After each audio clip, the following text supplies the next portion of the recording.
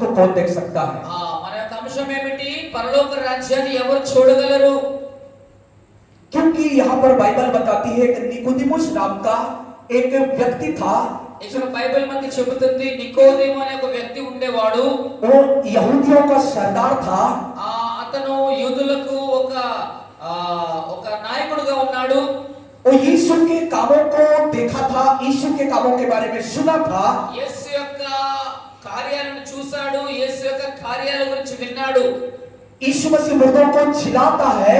యేసుక్రీస్తు మృతులలో నుండి సజీవులుగా లేపుతున్నాడు. यीशु मसीह लंगड़ों को चलाता है। యేసుక్రీస్తు ప్రభువారు ఈ యొక్క కుంటి వారికి నడవడానికి సహాయం చేస్తున్నాడు. यीशु मसीह अंधों को दिखाता है। యేసుక్రీస్తు ప్రభువారు ఈ యొక్క అంధులకు దృష్టి ప్రసాదిస్తున్నాడు. वो एक शास्त्र का ज्ञाता था। ఆయన యొక్క ధర్మశాస్త్రమును బాగా తెలుసుకున్నవాడు. इस बाइबल का ज्ञाता था। ఈ యొక్క బైబిల్ని బాగా పరిశీలించినవాడు. इसलिए यीशु मसीह के पास में रात के समय आकर कहता है, అందుకే రాత్రి సమయంలో యేసు వద్దకు వచ్చి చెప్తున్నాడు. वो कहता है यीशु मसीह को, हे रब्बी, हे गुरु, आप जो है ना परमेश्वर की ओर से एक गुरु होकर, रब्बी होकर आया है। ఆయన ఏమంటున్నాడంటే, బోధకుడా, నీవు దేవుని దగ్గర నుంచి బోధపరచడానికి వచ్చావు. और जो काम तू करता है, ఏ పనైతే నువ్వు చేస్తున్నావో, इस काम को कोई भी व्यक्ति नहीं कर सकता जब तक उसके साथ परमेश्वर ना हो। దేవుడు తోడు లేనప్పుడు ఈ యొక్క విషయాలు ఎవరు చేయలేరు. उसके बाद यीशु मसीह ने उनको क्या उत्तर दिया है? అప్పుడు యేసుక్రీస్తు ప్రభువారికి తనకు జవాబు ఏమిచ్చాడంటే, यीशु मसीह एक उत्तर दिया कि यदि कोई व्यक्ति नए सिरे से ना जन्मे तब तक परमेश्वर का राज्य को नहीं देख सकता। అక్కడ యేసుక్రీస్తు ప్రభువారు పలికే మాట ఏంటంటే, క్రొత్తగా జన్మించితేనే గాని అతడు పరలోక రాజ్యాన్ని చూడలేడు. उस समय और निकोदेमुस व्यक्ति के लिए ये वचन था। ఆ యొక్క సమయంలో నికోదేము కొరకు యొక్క వాక్యం రాయబడి ఉండొచ్చు. आज आपके लिए और मेरे लिए भी ये वचन है। కానీ ఈ రోజు మీ కొరకు, నా కొరకు ఆ యొక్క వాక్యం వర్తిస్తుంది. आप और मैं तब तक परमेश्वर का राज्य को नहीं देख सकते నేను మీరు అప్పటి వరకు మనము దేవుని యొక్క రాజ్యాన్ని చూడలేము, जब तक कि आपका और मेरा नए सिरे से जन्म ना हो। ఎప్పటి వరకైతే మనము క్రొత్తగా జన్మించము. ये नए सिरे से जन्म लेना क्या है? ఈ క్రొత్తగా జన్మించడం అంటే ఏమిటి? आगे पूछता है, निकोदेमुस कहता है, जब कोई व्यक्ति बूढ़ा हो गया है तो वो मां की गर्भ में फिर से कैसा जा सकता है? అక్కడ నికోదేముకి అర్థం కాక నికోదేము ఏమంటున్నాడంటే, ఒక వ్యక్తి ముసలితనంకు వచ్చిన తర్వాత మళ్ళీ ఆ తల్లి కడుపులోనికి వెళ్ళి ఎలా పుడతాడు? और उसका जन्म फिर से कैसा हो सकता है? అతని యొక్క జన్మము మరొకసారి ఎట్లా జరుగుతుంది? क्योंकि वास्तव में हम देखते हैं तो निकोदेमुस आधा उम्र उनका बीत चुका था। మనము గమనించినట్లయితే ఆ నికోదేము అతని యొక్క జీవితంలో సగం సంవత్సరాలు గతించిపోయాయి. इसलिए उनका प्रश्न सही था, उनका क्वेश्चन सही था। ఆ రీతిగా మనం ఆలోచించినట్లయితే అతని యొక్క ప్రశ్న సరైన ప్రశ్న. क्योंकि यीशु ने कहा कि जब तक कोई व्यक्ति नए सिरे से ना जन्मे, ఎందుకంటే యేసుక్రీస్తు ప్రభువారు చెప్పారు, ఒకడు క్రొత్తగా జన్మించితేనే గాని तब तक परमेश्वर का राज्य को नहीं देख सकते। అప్పటి వరకు ఆయన దేవుని యొక్క రాజ్యాన్ని చూడలేడు. नए सिरे से जन्म लेना जरूरी है। క్రొత్తగా జన్మించడం చాలా అవసరం. एक घटना बताना चाहूंगा। ఒక విషయము నేను మీకు తెలియపరచాలనుకుంటున్నాను. आपको और मुझको नए सिरे से जन्म लेने की क्यों जरूरत है? నేను మీరు साथ में पढ़ने लगे, వారు కలిసి వారు అభివృద్ధి చెందారు, పెరిగారు. साथ में कॉलेज जाने लगे, వారు కలిసి కాలేజ్ కూడా వెళ్ళారు. साथ में हर जगह जहां पर भी फंक्शन होता था ఎక్కడైతే ఫంక్షన్ జరిగినప్పుడైతే వారు ఇద్దరు కూడా కలిసే వెళ్ళేవారు. बिल्कुल बराबर साथ में जाते थे। ఎప్పటికీ వారు ఒకరిని ఒకరు విడిచిపోకుండా కలిసే వెళ్ళేవారు. एक दूसरे से बिल्कुल भी अलग होना नहीं चाह रहे थे। ఒకరి నుంచి ఒకరు వేరవడానికి అస్సలు ఇష్టపడేవారు కాదు. लेकिन बात यह है, కానీ విషయం ఏమిటంటే, एक यीशु मसीह को जानता था, ఒక వ్యక్తి యేసుని ఎరిగినవాడు, दूसरा यीशु मसीह को नहीं जानता था। ఇంకొక వ్యక్తి యేసుని ఎరగనివాడు. एक समय आया, ఒక సమయం వచ్చింది, पिकनिक मनाने जा रहे थे, వారు పిక్నిక్ కొరకు వెళ్ళారు. बहुत आनंद के साथ जा रहे थे। చాలా సంతోషముతో వెళ్ళారు. एक गाड़ी चला रहा था, ఒకరు ఆ బండి నడిపేవాడు, दूसरा पीछे में बैठा हुआ है రెండవ వ్యక్తి వెనకాల కూర్చున్నాడు. और बराबर एंजॉय करते जा रहे हैं। వారు చాలా సంతోషముతో ఆనందిస్తూ వారు వెళ్ళారు. और रास्ते में अचानक एक्सीडेंट हो जाता है। ఆ అక్కడ దారిలో వెళ్ళినప్పుడు వారికి యాక్సిడెంట్ జరిగింది. दोनों का शरीर छितले छितले हो जाता है। ఆ ఇద్దరు శరీరాలు కూడా తారుమారైపోయాయి. एक दूसरे का शरीर बिल्कुल पहचान में नहीं आ रहा था। ఆ పోల్చలేని తరముగా వెళ్ళిపోయింది. दोनों मर गए। ఇద్దరు కూడా చనిపోయారు. हालेलुया। హల్లెలూయా. दोनों क्या हो गए? ఇద్దరు ఏమయ్యారు? मर गए। చనిపోయారు. दोनों का शरीर बिल्कुल भी पहचान में नहीं आ रहा था। ఇద్దరు శరీరాలు చూసినప్పటికీ పోల్చలేని పరిస్థితిలో ఉంది. एक क्या था? ఒకరు ఏమై ఉన్నారు? एक विश्वासी था ఒక వ్యక్తి దేవుని ఎరిగినవాడు. और एक विश्वासी नहीं था। ఒక వ్యక్తి విశ్వాసి కాదు, దేవుని ఎరగనివాడు. लेकिन दोनों का आत्मा जो है ना ऊपर में चला गया है। కానీ ఇద్దరి ఆత్మలు ఎక్కడికి వెళ్ళిపోయాయండి? పైకి వెళ్ళిపోయాయి. जहां पर एक द्वार है, जहां पर एक द्वार है, रास्ता है, అక్కడ ఒక మార్గం ఉంది, లేక ఒక తలుపు ఉంది. वहां पर दरवाजा लगा हुआ है। అక్కడ ఒక తలుపు పెట్టబడింది. अब दोनों तरफ दरवाजा में दोनों साइड दाया और बाया साइड दो लोग खड़े हैं वहां पर। ఆ యొక్క తలుపు దగ్గర ఎడమ వైపు కుడి వైపు ఇద్దరు వ్యక్తులు నిల్చుని ఉన్నారు. एक सफेद कपड़ा पहना हुआ है ఒక వ్యక్తి తెల్ల వస్త్రాలు ధరించుకొని ఉన్నాడు. और एक काला कपड़ा पहना हुआ है बाएं ఇంకొక तरफ। వ్యక్తి నల్ల వస్త్రాలు ధరించుకొని ఉన్నాడు. जैसे ही दोनों दोस्तों का आत्मा वहां पर पहुंच जाता है, ఆ యొక్క ఇద్దరు స్నేహితుల ఆత్మ ఎప్పుడైతే అక్కడికి చేరిందో, विश्वासी जो विश्वास कर रहा था वो सामने में है ఆ విశ్వాసి ఆయన ఎవరైతే నమ్ముచున్నారో ఆ వ్యక్తి ముందుగా ఉన్నాడు. और अविश्वासी जो है ना वो पीछे में है। విశ్వాసము లేనివాడు వెనక ఉన్నాడు. क्योंकि वो संसार में जब थे एक दूसरे को बिल्कुल भी नहीं छोड़ते थे। ఎందుకంటే వారి యొక్క లోకములో ఉన్నప్పుడు ఒకరిని ఒకరు విడిచిపెట్టడానికి ఇష్టపడేవారు కాదు. वैसी वहां पर भी चले गए हैं दोनों। అక్కడ ఆ రీతిగా కూడా వారు ఇద్దరు కలిసే వెళ్ళారు. तुरंत वहां पर हाथ को लगा दिए। అక్కడ వెంటనే అక్కడ చెయ్యి ఒకటి పెట్టారు.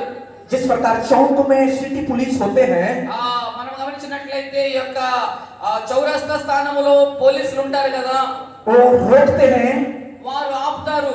वैसे ही वहां पर रोक दिए। అక్కడ వారిని ఆపేశారు. बोलते हैं कि रुक जाओ, అప్పుడు ఆగిపోండి. हम आपका नाम को इस किताब में देखेंगे। మొట్టమొదటిగా మీ యొక్క పేర్లు ఈ యొక్క పుస్తకంలో ఉన్నాయా లేదు మేము చూడాలి. आप दोनों का नाम इस किताब में है कि नहीं है? మీ ఇద్దరి పేర్లు ఈ యొక్క పుస్తకంలో ఉన్నాయో లేవో. विश्वासी का नाम उस किताब में मिल गया है। విశ్వాసి యొక్క పేరు ఆ యొక్క పుస్తకంలో దొరికింది. वो कहता है तू जा सकता है। ఆయన అంటున్నాడు నువ్వు వెళ్ళొచ్చు. जो स्वर्गदूत खड़ा था ఆ యొక్క దేవదూత అక్కడ నిలిచి ఉన్నాడు. वो बोलता है कि तू जा सकता है, ఆయన అంటున్నాడు నువ్వు వెళ్ళొచ్చు. लेकिन वो पीछे वाला बोलता है नहीं, मैं भी आपके साथ आऊंगा। కానీ వెనక ఉన్న వ్యక్తి అంటున్నాడు లేదు లేదు నేను నీతో కూడా వస్తాను. उसको वो स्वर्गदूत पकड़ करके ले जा रहा है। అప్పుడు ఆ యొక్క వ్యక్తిని దేవదూత చేయి పట్టుకొని తీసుకుని వెళ్తున్నాడు. लेकिन उसको उसको वो छोड़ना नहीं चाह रहा है उसका दोस्त। ఆ యొక్క స్నేహితుడు అతన్ని విడిచిపెట్టడానికి ఇష్టపడట్లేదు. नहीं दोस्त, मैं आपके साथ ही आऊंगा। స్నేహితుడా నేను నీతోనే వస్తాను. लेकिन स्वर्गदूत बोलता है, स्वर्गदूत बोलता है కానీ అక్కడ దేవదూత చెప్పేది ఏమంటే रुक जाओ, ఆగిపో. आपका नाम इस किताब में है कि नहीं हम देखते हैं। నీ పేరు యొక్క పుస్తకంలో ఉందో మేము చూడాలి. वो पलट करके देखता है, ఆయన తిరగవేసి చూడడం ప్రారంభించాడు. उसका नाम उस किताब में नहीं मिलता है। ఆ యొక్క వ్యక్తి పేరు ఆ యొక్క పుస్తకంలో దొరకలేదు. वो स्वर्गदूत बोलता है అప్పుడు దేవదూత అంటుంది तू नहीं जा सकता, నువ్వు వెళ్ళలేవు, तू अंदर नहीं जा सकता, నువ్వు లోపలికి వెళ్ళలేవు. क्योंकि तेरा नाम इस किताब में नहीं है। ఎందుకంటే నీ పేరు ఈ యొక్క పుస్తకములో లేదు. वो रो रहा है, ఆయన ఏడవడం ప్రారంభించాడు. मेरा दोस्त को मैं नहीं छोड़ सकता, నా యొక్క స్నేహితుడిని నేను విడిచిపెట్టలేను. मैं अपना दोस्त के साथ ही जाऊंगा, నా యొక్క స్నేహితులతోనే వెళ్తాను. क्योंकि वो बचपन का मेरा दोस्त है, ఎందుకంటే చిన్ననాటి స్నేహితుడు. साथ में खेले हैं, ఇద్దరము కలిసి ఆడుకున్నాం, साथ में खाए हैं, ఇద్దరము కలిసి భోజనం చేసాం, साथ में स्कूल गए हैं, ఇద్దరము కలిసి స్కూల్ కి వెళ్ళాం, साथ में पिकनिक गए हैं, ఇద్దరము కలిసి పిక్నిక్ కి వెళ్ళాం, साथ में फंक्शन में गए हैं, ఇద్దరము కలిసి ఫంక్షన్స్ కూడా వెళ్ళాం. मैं नहीं छोड़ सकता। నేను ఆయన్ని విడిచిపెట్టలేను. लेकिन स्वर्गदूत बोला, కానీ దేవదూత అంటుంది, तू नहीं जा सकता, నువ్వు వెళ్ళలేవు.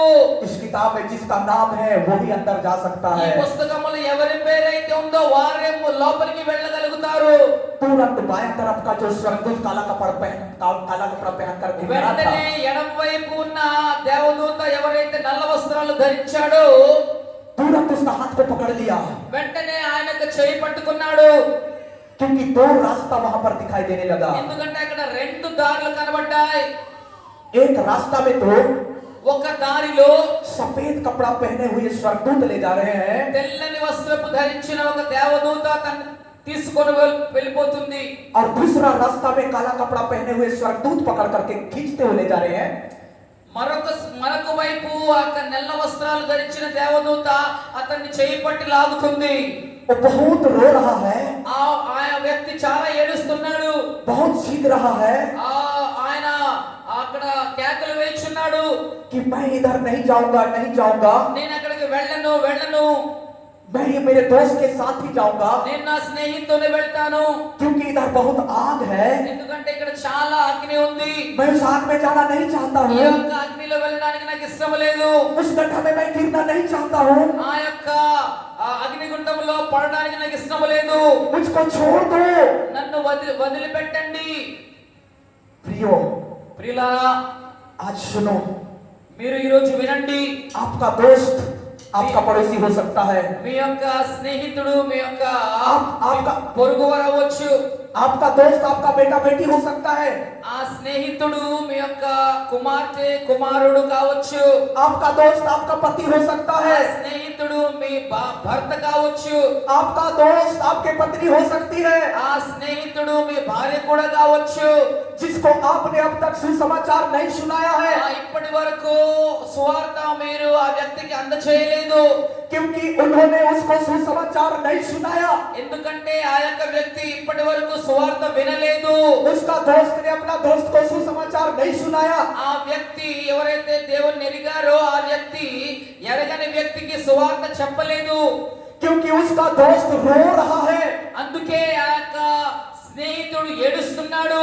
तू कैसा दोस्त है बोल रहा है, నువ్వు ఎటువంటి స్నేహితుడు అని చెప్తున్నాడు. अब तक इतना बड़ा सच्चाई को तूने मुझको क्यों नहीं बताया, ఇంతవరకు ఇంత గొప్ప సత్యాన్ని నువ్వు నాకు ఎందుకు తెలియపరచలేదు. इन जीवन के बारे में, जीवन के रास्ता के बारे में मुझको क्यों नहीं बताया। ఈ యొక్క జీవితంలోనికి లేక ఒక జీవం గురించి నువ్వు నాకు ఎందుకు చెప్పలేదు. वो शादी विवाह के बारे में बताया, పెళ్లి గురించి చెప్పాడు, वो बर्थडे पार्टी के लिए बताया, బర్త్డే పార్టీ గురించి చెప్పాడు, वो पिकनिक जाने के लिए बताया। పిక్నిక్ గురించి తెలియపరిచాడు. हालेलुया, హల్లెలూయా. ऐसा ही है हमारे जीवन में, ऐसा ही है हमारे जीवन में। మన యొక్క జీవితంలో కూడా हम अपने पड़ोसी को नहीं बता रहे మన हैं, యొక్క పొరుగు వారికి మనం చెప్పడానికి ఇష్టపడట్లేదు. अपने परिवार को बता नहीं रहे हैं, కుటుంబానికి చెప్పడానికి ఇష్టపడట్లేదు. अनंत काल के जीवन के बारे में नहीं बता रहे हैं, अनंत काल के जीवन। నిత్య జీవం గురించి తెలియపరచడానికి ఇష్టపడట్లేదు. हालेलुया, హల్లెలూయా. एक दिन आपका परिवार रोएगा, ఒక రోజు మీ కుటుంబం కూడా ఏడుస్తుంది. आपके बच्चे रोएंगे, మీ యొక్క పిల్లలు కూడా ఏడుస్తారు. जिनको आप घर में छोड़ के चर्च में आते हैं। ఎవరినైతే మీరు ఇంట్లో విడిచిపెట్టి సంఘానికి వస్తున్నారో आपके पत्नी, आपके पति रोएंगे, మీ యొక్క భార్య లేక మీ యొక్క భర్త ఏడుస్తారు. जिनको आप घर में छोड़ के आ रहे हैं इधर। ఎవరినైతే మీరు ఇంట్లో విడిచిపెట్టి ఇక్కడికి వస్తున్నారో पाप क्षमा के बारे में आप नहीं बता रहे हैं, పాప క్షమాపణ గురించి వారికి మీరు తెలియపరచట్లేదు.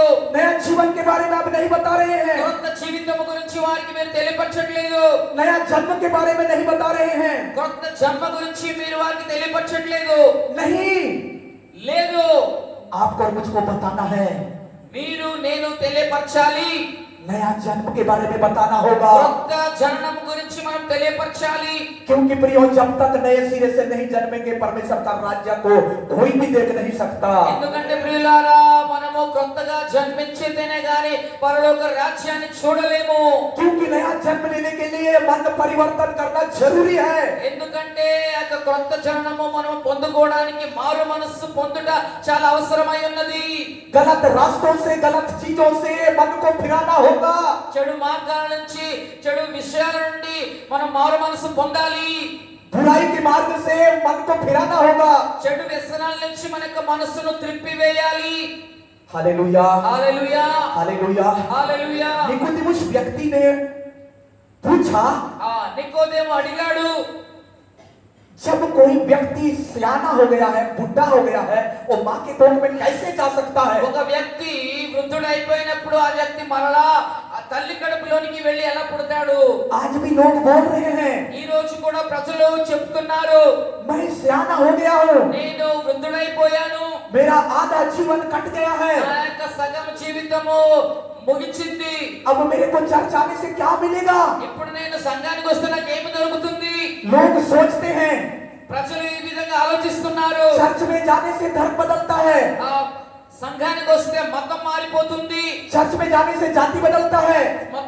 సంఘానికి వస్తే జాతి మారిపోతుంది. प्रियो, चर्च में जाने से जाति और धर्म नहीं बदलता है। ప్రియులారా సంఘానికి వస్తే జాతి గాని లేక మన యొక్క जाति और धर्म नहीं बदलता है। మతము గాని జాతి గాని మారదు. चर्च में जाने से जीवन बदलता है। సంఘానికి వస్తే జీవితం మారుతుంది. इसी बात को निकोदेमुस को यीशु ने कहा। ఈ యొక్క విషయాన్ని నికోదేముతో యేసు చెప్పాడు. हालेलुया, హల్లెలూయా. तो निकोदेमुस ने बोला, एक कैसा संभव हो सकता है? నికోదేము అప్పుడు అంటున్నాడు, ఇది ఏ రీతిగా సంభవిస్తుంది? हाँ, 5 पद में यीशु मसीह ने उत्तर दिया। 5వ వచనములో యేసుక్రీస్తు ప్రభువారు సెలవిస్తున్నారు. यीशु ने उत्तर दिया, యేసు ఈ రీతిగా అంటున్నారు, मैं तुझसे सच सच कहता हूँ, నేను నీతో నిశ్చయముగా చెప్పుచున్నాను, जब तक कोई मनुष्य जल और आत्मा से नहीं जन्मे, ఎప్పటి వరకైతే ఒక వ్యక్తి నీటి మూలముగా ఆత్మ మూలముగా బాప్తిస్మం పొందడో तो वह परमेश्वर के राज्य में प्रवेश नहीं कर सकता। ఆయన तब तक परमेश्वर के राज्य में प्रवेश नहीं कर सकता। అప్పటి వరకు మనం దేవుని యొక్క రాజ్యములో ప్రవేశింపనేరము. हालेलुया, హల్లెలూయా. और मेरा ही नया जन्म होना काफी नहीं है। నీది నాది కొత్త జననం మనమే పొందుకుంటా సరిపోదు. आपके परिवार, मेरा परिवार का भी नया सिरे से जन्म होना जरूरी నీ है। కుటుంబము నా కుటుంబము కూడా ఈ రీతిగా కొత్త జననం పొందాలి. आपके बच्चों का, मेरे बच्चों का भी नया जन्म, नए सिरे से जन्म होना जरूरी है। మీ యొక్క పిల్లల మా యొక్క పిల్లలు కూడా ఈ రీతిగా ఆ కొత్త జన్మ పొందాలి. जल और आत्मा से जन्म लेना जरूरी है। నీటి మూలముగా ఆత్మ మూలముగా జన్మించడం చాలా అవసరమై ఉన్నది. हालेलुया, హల్లెలూయా, हालेलुया। हालेलुया। एक घटना हम देखते हैं ఈ యొక్క సంఘటన మనం చూస్తున్నాము. लूका रचित सुसमाचार में లూకా సువార్తలో 23 अध्याय 23వ అధ్యాయము चैप्टर 23 वर्स 39 39వ వచనము 43 39వ వచనం నుంచి 43వ వచనం వరకు वहां पर एक घटना है, అక్కడ ఒక సంఘటన జరిగింది. वहां पर एक गवाही है, అక్కడ ఒక సాక్ష్యం ఉంది. वहां पर 2 डाकू लोग हैं అక్కడ ఇద్దరు దొంగలు ఉన్నారు. जो यीशु मसीह के साथ क्रूस पर चढ़ाया गया था। ఆ ఇద్దరు కూడా యేసుతో పాటు సిలువ వేయబడ్డారు. एक डाकू यीशु मसीह का तिरस्कार कर रहा था, ఒక వ్యక్తి యేసుక్రీస్తును తిరస్కరిస్తున్నాడు. दूसरा डाकू यीशु मसीह का बड़ाई कर रहा था। ఆ రెండవ వ్యక్తి యేసును పొగుడుచున్నాడు. पहला डाकू बोलता है, पहला, మొదటిగా దొంగ చెబుతున్నాడు, यदि तू परमेश्वर का पुत्र है तो अपने आप को बचा और हमें भी बचा। ఒకవేళ నువ్వు దేవుని యొక్క కుమారుడవైతే నిన్ను నువ్వు రక్షించుకో, నన్ను కూడా రక్షించు. लेकिन दाया तरफ का डाकू बोलता है, కానీ ఆ యొక్క కుడివైపు ఉన్న ఆ యొక్క దొంగ చెబుతున్నాడు, क्या तू परमेश्वर से भी नहीं डरता है? నీవు దేవునికి కూడా భయపడవా? तू और मैं जो पाप किए हैं, पाप का दंड भोग रहे हैं। నీవు నేను చేసిన పాపాలకు మనం శిక్ష అనుభవిస్తున్నాము. लेकिन देखो, यहाँ कोई पाप नहीं किया है, కానీ చూడండి ఈ వ్యక్తి ఏ పాపము చేయలేదు. लेकिन वो दंड पा रहा है। కానీ ఆయనను ఆయన శిక్ష అనుభవిస్తున్నాడు. वो यीशु मसीह से कहा, ఆయన యేసు యేసుతో అన్నాడు, हे यीशु, యేసు ప్రభువా, जब तू अपने राज्य में आएगा నీవు ఎప్పుడైతే నీ రాజ్యంలోనికి వస్తావో तो मेरा शुद्धि लेना। ఆ నీవు నీతో కూడా నన్ను తీసుకో. यीशु मसीह ने तुरंत कहा, యేసు అక్కడ వెంటనే అన్నాడు, मैं तुझसे सच कहता हूँ, నేను నీతో నిశ్చయముగా చెప్పుచున్నాను, तू आज ही मेरे साथ स्वर्गलोक में होगा। ఈ నేడు నీవు నాతో పరదేశంలో ఉండువు. हालेलुया। హల్లెలూయా.